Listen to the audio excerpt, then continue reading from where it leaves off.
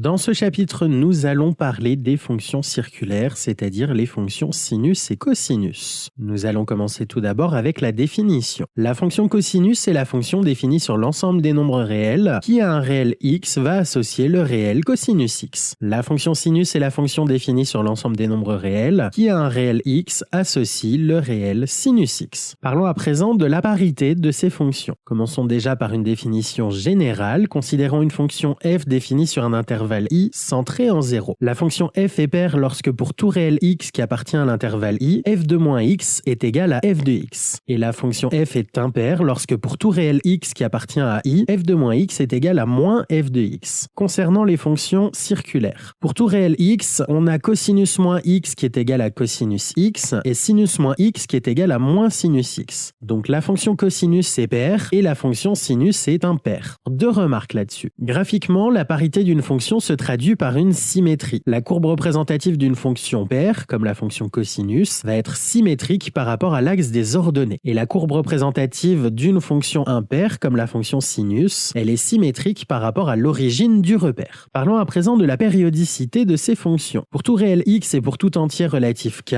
on a cosinus de x plus k fois 2π qui est égal à cosinus x et sinus de x plus k fois 2π qui est égal à sinus x. Donc les fonctions cosinus et sinus, elles sont 2π périodiques. On dira aussi périodique de période 2π. Une remarque, graphiquement, les fonctions sinus et cosinus sont invariantes par les translations de vecteurs 2π fois i et moins 2π fois le vecteur i. C'est-à-dire, si on prend un point sur la courbe de la fonction sinus, qu'on se décale à gauche ou à droite de 2π, on sera forcément à la même ordonnée. Et enfin, terminons avec les courbes représentatives de ces fonctions. Les courbes représentatives des fonctions cosinus et sinus sont des sinusoïdes et on donne ici leur aspect. On a en bleu la courbe de la fonction sinus et en rouge la courbe de la fonction cosinus.